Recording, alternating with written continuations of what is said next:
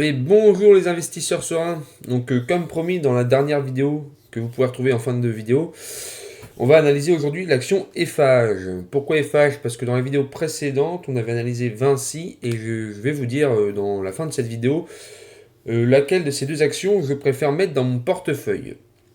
Voilà. Donc là, pour rappel, dans la dernière vidéo, j'avais dit que je modifierais le tableau. Donc voici le tableau final, hein. Donc là, c'est les secteurs. Donc au final, c'est les secteurs, c'est exactement les mêmes qu'on peut retrouver sur Morning. Le lien, enfin le site qui me sert à regarder les informations sur mes actions, voir si elles sont potentiellement dans les cours que je veux et si elles sont, comment dire, rentables. Donc en fait, on peut voir les secteurs qui sont là. Je me suis arrêté à matériaux parce que les ETF, pour l'instant, ça ne m'intéresse pas. Et j'ai pris tous ces secteurs que j'ai remis sur mon petit tableau avec les PER moyens de chaque secteur, que ça c'est sur 10 ans en fait. Toutes ces informations-là sont remontées sur 10 ans. Et c'était à marge sur Free Cash Flow, surtout qui posait problème. Donc ça a été remis à jour. Donc après, il y a peut-être deux trois trucs qui vont vous allez être en désaccord avec moi. Mais voilà, après pas mal de recherches et tout, c'est le tableau final que je vais avoir pour analyser toutes les actions que je vais faire à partir d'aujourd'hui. En sachant que dans les autres vidéos, il y avait un autre tableau, mais qui n'était pas comment dire, autant à jour. Donc voilà, petit aparté. Donc on va reprendre sur Eiffage. Eiffage, c'est un secteur industriel. Voilà. Donc on retourne sur Morning, on retourne sur notre action Eiffage. On peut voir qu'elle a un sûreté dividende avec un score de 13 et un score de croissance de 11. Donc, ce qui est bien quand même pour les actions du secteur industriel et ainsi que français. Parce que c'est dur d'en trouver aussi bien noté sur Morning pour des actions françaises. Donc, Eiffage, on va déjà détailler un peu ce que cette action propose. Eiffage SA intervient dans les métiers de la construction, des infrastructures, des systèmes énergétiques et des concessions en France et à l'international. Le secteur construction de la société propose des services de développement urbain, de conception et de construction de bâtiments, de développement immobilier, de maintenance et de gestion des installations pour les clients des secteurs publics et privés. Son segment infrastructure est impliqué dans le génie civil, la conception et la construction de routes et de voies ferrées, le drainage, les travaux de terrassement et la construction métallique. Le secteur des systèmes énergétiques de la société conçoit, construit, intègre, exploite et entretient des systèmes et des installations d'énergie et de télécommunications. Son segment concession finance conçoit, construit, entretient des autoroutes et d'autres grands projets d'infrastructures, des équipements publics, des bâtiments et des développements urbains, ainsi que des structures de péage dans le cadre de concessions et de partenariats publics-privés. La société a été constituée en 1920 et son siège est à Vélizy-Villacoublay en France. Donc là, on peut retrouver le cours, remonter jusqu'à 2009. Donc on voit, hein, comme Vinci qu'on avait pu analyser avant, que le Covid a fait vraiment très mal à ce secteur industriel, hein. Grosse chute, hein. Franchement, on retombe 48, on retombe à 2016, hein. Donc on perd 4 ans de bénéfices. Par contre, on les réintègre très vite après, hein. Très vite. Et là, on est à un point, le point le plus haut. À droite de régression, on voit qu'il y a une évolution constante de l'action. Et quand on compare au CAC 40, on voit, pareil, comme Vinci qu'on a pu l'analyser avant, qu'elle sous-performe légèrement le CAC 40, hein, parce que le secteur a vraiment pris cher en 2020. On voyait qu'avant le Covid, du peu de données qu'on avait, elle était légèrement au-dessus, même si là, ça remonte qu'à partir de 2020. Mais on voit que le CAC 40 surperforme quand même l'action Eiffage. Donc voilà. Ensuite, nous allons descendre. On a deux trois actions pour comparer, même si des fois, c'est par exemple Toshiba, ça n'a rien à voir, hein. Je pense qu'ils se basent sur la capitalisation et pour avoir des entreprises avec la même capitalisation, mais comme c'est pas forcément le même secteur, c'est pas très intéressant d'avoir ces informations-là. Là, on peut voir selon Morning si l'action est surévaluée ou pas. Donc quand on est en jaune, c'est une zone de surévaluation potentielle, hein, de surévaluation, et en vert, une zone potentielle de sous-évaluation. Donc pour Morning, on voit quand même que c'est surévalué, hein, depuis 2022. Et l'objectif de cours pour eux, ça serait limite 70 euros. Ça me paraît quand même bien bas pour une action comme Eiffage. Là, on voit l'évolution constante du PER, même si là, ils nous mettent un ratio coût-bénéfice de 10,5. Et ici, En 2024, ils nous mettent 8,51. Donc c'est pas très très fiable historique de Price in Rhino. Sur Boursorama, ils nous mettent pareil 10,4. Donc je vais plutôt me baser sur le PER estimé de Boursorama ainsi que tout en haut de Morning. Hein. Je préfère prendre celui-là. Donc on va dire 10, 10, 10, on va dire 10 tout simplement. 10, voilà. Donc 10. Hop, on comparera à la fin. Donc nous, on veut un PER maximum de 17 et en dessous, on pourrait être à l'achat. Donc on voit que ça répond à nos critères déjà pour le PER.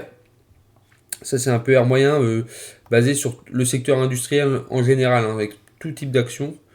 Donc remonté sur 10 ans. Voilà. Donc on voit que 10, on est très bien quand même. C'est un très bon PER. Ensuite, on descend, on voit le dividende. Il a été versé sans interruption, sauf lors du Covid.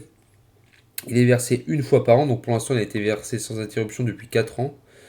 Souvent, c'est au mois de mai, hein, comme beaucoup d'actions françaises. Voilà, on voit qu'il est quand même en constante évolution. Hein. Donc ça peut être intéressant pour celui qui cherche à avoir un petit revenu complémentaire. Le nombre d'actions en circulation, on voit qu'il y a une grosse dilution quand même. Hein. On est passé de 95, donc 3 millions d'actions dilution. Et là, depuis 2021, rachat d'actions. Donc compliqué de dire si l'entreprise rachète ou dilue ses actionnaires. Il n'y a pas assez de recul, on dirait, là-dessus. Même si depuis 2021, on voit quand même qu'il y a eu un gros rachat d'actions. Hein. On est retombé en dessous de 2015. Donc je vais rester neutre sur le nombre de circulation, enfin d'actions de circulation, parce que nous on voudrait un rachat fréquent d'actions. Donc je vais rester neutre pour cette action, parce qu'on voit qu'il y a eu des efforts de fait récemment, mais par le passé, ce n'était pas ça. Donc pour l'instant, on met en orange, c'est pas quelque chose qui nous intéressera. On ne cherche pas non plus à voir tout dans le vert, même si ça serait l'idéal. Voilà. On voit quand même que le secteur, par rapport à Vinci, là, FH, France 74%, c'est quand même très dépendant, géographiquement parlant, de la France. Hein. Alors ça, pour moi, c'est un gros point noir, hein, surtout quand on voit le contexte actuel. Après, c'est sûr, quand on se balade dans toutes les villes de France, les gros chantiers en centre-ville, souvent, on voit des panneaux FH. Hein. Mais ouais, je sais pas. Moi, ça me refroidit un peu de voir France 74% quand même. Europe 23, même si voilà, on est un peu diversifié géographiquement, on reste dans l'Europe et autres pays 3%. Hein, donc c'est vraiment tout petit. Hein.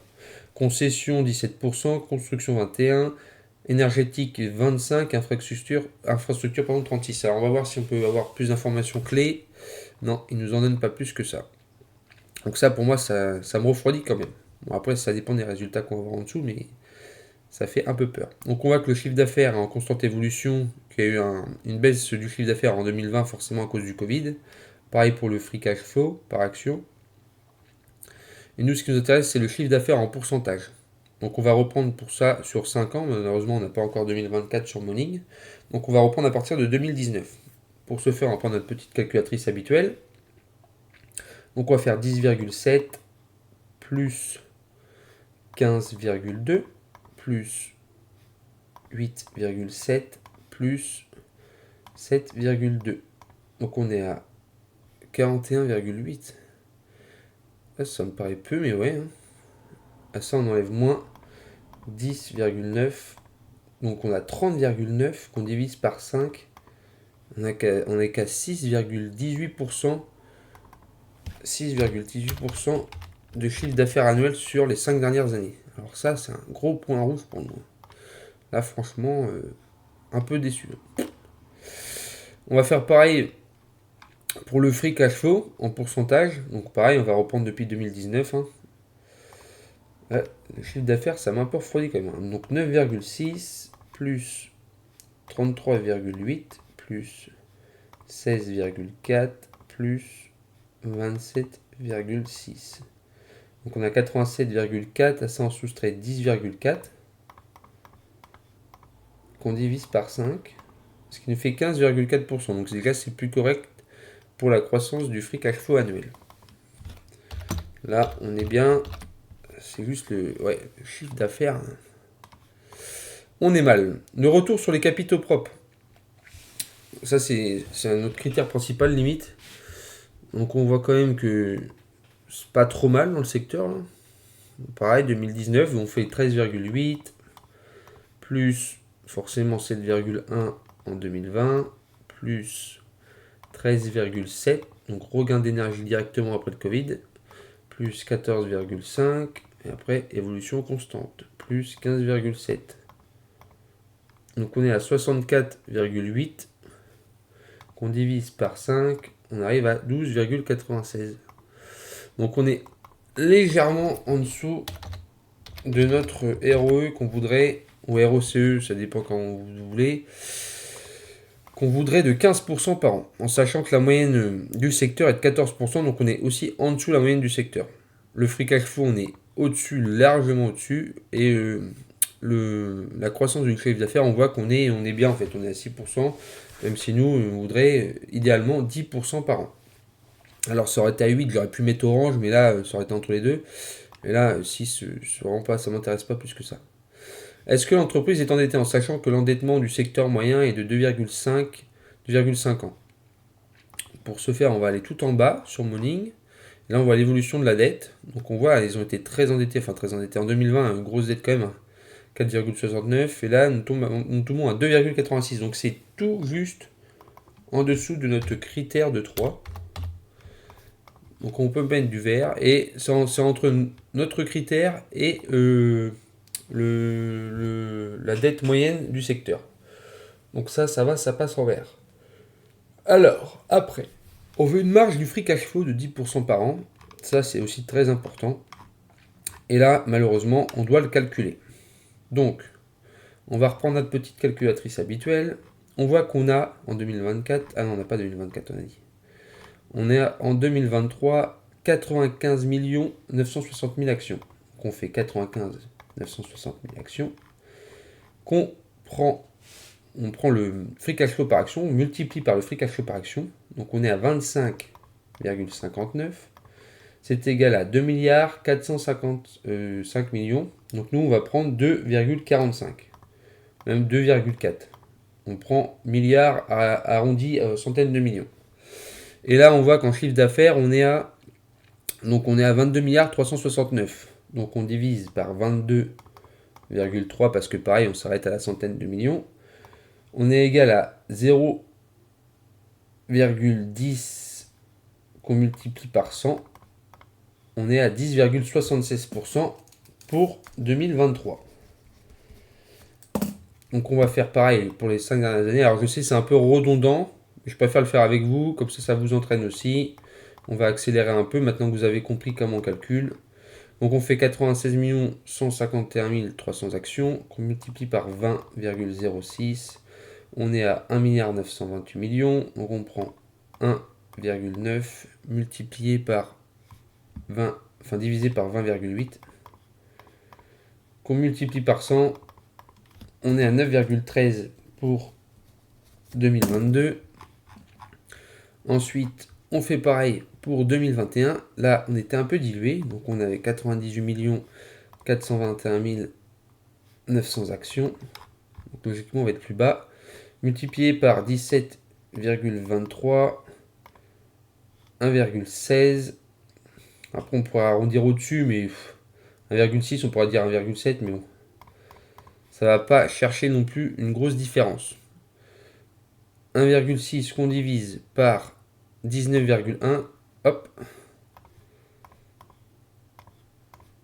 On obtient, voilà, ce que je vous disais, mince. Donc multiplié par 100, on décale de 2, 8,3%. Bon, 8,37%, on pourrait même dire. Donc on voit quand même qu'il y a une évolution constante de la marge du free cash flow. Là, on est à 98, 667, 500. Donc, on a dit 1, 2, 3. Multiplié par 12,88. Là, on est à 1,2. Divisé par 16,6 fois 100. 7,22% en 2020. Donc là, on voit quand même que donc on gagne 1%, ensuite 0,8 et puis après on gagne 1,6%. Donc la marge de free cash flow est en évolution constante par an. Donc par équité par les autres trucs qu'on a analysés, on va quand même faire 2019. Et après, on va prendre les 4 les 4 nombres qu'on a eu grâce à nos calculs et on fera une moyenne constante. Donc là, on est à 1,4 divisé par 18. Là, on va être un peu plus haut. Donc, non, attendez, j'ai fait une erreur. 1,4 divisé par, on a dit 18,6 fois 100. Donc 7,52. Donc on voit qu'en 2019, on avait une meilleure marge de free cash flow forcément qu'en 2020. Donc on fait 7,52 plus 7,22 plus 8,37 plus 9,13 plus 10,76 qu'on divise par 5. On a une moyenne de 8,6% par an sur 5 ans. Donc on est en dessous de notre objectif, mais par contre on est au-dessus du cours moyen. Donc là, pareil, alors là on était légèrement au-dessus en chiffre d'affaires par rapport au secteur moyen, mais là on a quand même 2% de plus et on a 1,4% de moins, donc là je mets aussi du orange. Et le dernier critère, c'est est-ce que l'entreprise redonne beaucoup trop aux actionnaires ou pas? Parce que nous on veut un payout ratio de 50%, c'est-à-dire en gros qu'est-ce qu'ils font de leurs bénéfices. Est-ce qu'ils donnent en dividendes? Est-ce qu'ils investissent dans la boîte? Est-ce qu'ils rachètent des actions par exemple? Ça peut aussi servir à ça. Donc on voit le ratio de distribution. Donc forcément 2020 on avait dit que le dividende était coupé. Donc il n'y a pas d'information. Pour l'instant on n'a pas 2023 malheureusement. Donc on voit 32, 37, 32. Donc on tourne à 30%. 30% c'est très bien, c'est la moyenne du secteur. Voilà. Alors, maintenant qu'on a fait tout ça, on va regarder vite fait sur Boursorama le consensus des analystes. Déjà on voit un score EG de 36,1 sur 100, donc c'est quand même élevé au niveau de pollution, et un score de 1,32 sur 5 pour les analystes, qui pour eux ont un potentiel de cours de 24,51 de plus à la hausse en pourcentage. Ils ont un objectif de cours moyen de 137,52 euros, donc c'est pas négligeable. Là on voit le dividende moyen est de 10 euros par action estimé en 2025. Donc en évolution constante, on a dit, même s'il y a une petite baisse par rapport à 2022. On voit que l'action est quand même globalement verte depuis 10 ans, même s'il y a la crise de Covid, on voit que depuis 10 ans, elle est quand même en marge. Alors celui qui a acheté au Covid, il a fait quand même une sacrée affaire. Donc voilà, en sachant que les marchés sont ouverts actuellement, ils nous mettent en construction lourde sur Boursorama. Le consensus, donc on a 15 analyses qui sont à l'achat, 2 pour renforcer, 2 pour conserver. On n'a aucun vendeur. Voilà. On va vite fait voir sur Zone Bourse également. On voit que l'action est très bien notée, 5 sur 5 en termes d'investissement, parce que le trading, nous, ça ne nous intéresse pas. Qu'on a une très bonne valorisation, révision, visibilité, consensus. Donc pareil, ils sont à l'achat avec un objectif de cours plus ou moins pareil, à 135 euros, de plus 24% globalement. Et on va juste faire un petit graphique sectoriel pour voir si les entreprises françaises qui mettent sur Zone Bourse en comparaison, même si ça m'étonnerait. Ouais, ils ont quand même mis Vinci, alors qu'on n'a pas du tout la même capitalisation. Le dernier coup, ils ne me l'avaient pas mis quand j'ai fait ça pour Vinci, ils ne m'avaient pas mis. Donc quand on compare à Vinci, on voit que la croissance des revenus pour FH est légèrement supérieure, la profitabilité est inférieure, par contre la situation financière pareil, et le PER et le chiffre d'affaires est plus ou moins pareil. Donc on voit que globalement sur Zone Bourse, il nous compare ces deux actions plus ou moins pareil. Quand on met sur on va dire 5 ans, est-ce que on enlève ça? On va juste garder les deux. Donc Vinci est en noir, Eiffage est en bleu. Donc on voit quand même que Eiffage superforme légèrement, même si là il y a une petite bataille, légèrement Vinci, et ça a bien pumpé en ce moment. Là, à partir de février, on voit que Eiffage a décollé par rapport à Vinci. Donc, est-ce qu'il y a eu des news? À mon avis, il y a eu dû avoir des bonnes news. On avait dit 25 février, donc Ouais, donc ouais, refinancement, ils ont leur refinancement, donc c'est une bonne nouvelle pour eux. Résultat, une hausse du résultat opérationnel courant 2025, donc ouais, ils ont quand même rassuré les investisseurs. 2,8% de bénéfices nets accrus en 2024, donc ça c'est une bonne nouvelle. Ouais, ils ont des bonnes nouvelles quand même, donc ce qui forcément on va prendre sur un mois, on voit, hein, ouais. On pouvait avoir à 80, on a pris pratiquement 21% ouais, en un mois. Donc c'est vraiment très bien. Après forcément, ça augmente le PER. Donc maintenant qu'on a regardé tout ça, on a regardé un peu les analystes, on a comparé vite fait à Vinci, on va voir selon nos critères à nous si on préfère Vinci ou Eiffage. Alors, on descend, on voit que Vinci a un PER beaucoup plus élevé que Eiffage, mais un chiffre d'affaires meilleur, une croissance du chiffre d'affaires meilleure annuellement. Par contre, le free cash flow est inférieur. En sachant que Vinci, géographiquement, est beaucoup plus, même si c'est pas non plus la folie, diversifié. On voit qu'on a un meilleur ROE, donc ils sont, même si c'est 0,38%, ils sont meilleurs à réinvestir leur argent. Après, on a un meilleur chiffre d'affaires quand même, donc ça peut aussi correspondre. Vinci est moins endetté qu'Eiffage, donc ça aussi c'est quand même important parce que si on a une crise encore en 2025 ou 26, la dette ça peut quand même jouer. On avait dit qu'ils avaient dilué, mais c'est à peu près pareil que Eiffage. Par contre, on a une meilleure marge sur free cash flow, ça c'est quand même très intéressant, que Eiffage. Et par contre, en payout ratio, Vinci distribue plus en dividendes que Eiffage, ils ont une meilleure gestion de la trésorerie chez Eiffage. Même si c'est très bien d'avoir du dividende, hein. Alors il me semble que le dividende de Vinci, on avait dit que la Eiffage c'était 4%. Vinci, on est à peu près pareil. Voilà, on est à 4% également, hein. Donc on voit, pareil, surévalué, ce qu'on avait dit. On voit ouais, 4%, c'est globalement pareil, sauf qu'ils n'ont pas coupé en 2020. Donc là, pour moi, en fait, les deux actions sont vraiment. Ça, c'est vraiment la bataille, hein, parce qu'on a quand même une action de FH qui est quand même moins valorisée que Vinci. Par contre, Vinci a un meilleur chiffre d'affaires, mais FH a une meilleure croissance du free cash flow. Ouais, c'est vraiment une petite bataille, hein. Même si c'est quand même un petit peu mieux pour Vinci sur certains points. En fait, FH bat surtout avec la croissance du free cash flow et le PVR. Donc entre les deux, pour l'instant, je ne suis pas acheteur. Il y en a une des deux que je prendrai. Je ne peux pas vous dire laquelle quant à présent. Parce que c'est vraiment, franchement, c'est kiff-kiff, quoi. C'est kiff-kiff, hein. Même s'il y a un meilleur potentiel d'augmentation, parce que forcément le PER, dès que te disent pour Eiffage, je ne sais pas du tout. J'attends un peu de façon de voir un peu ce qui se passe niveau macroéconomie avant de pouvoir rentrer sur une nouvelle position. Donc voilà, j'espère que cette vidéo vous aura plu. Dites-moi ce que vous pensez de ces deux sociétés, si vous trouvez que les comparaisons sont bonnes, pardon. Et que voilà, si vous avez d'autres critères à ajouter ou d'autres actions analysées, n'hésitez pas, je le ferai avec grand plaisir. Peu importe, américaine, française, européenne, peu importe. Ce tableau-là peut correspondre à tout type d'action mondialement. Voilà.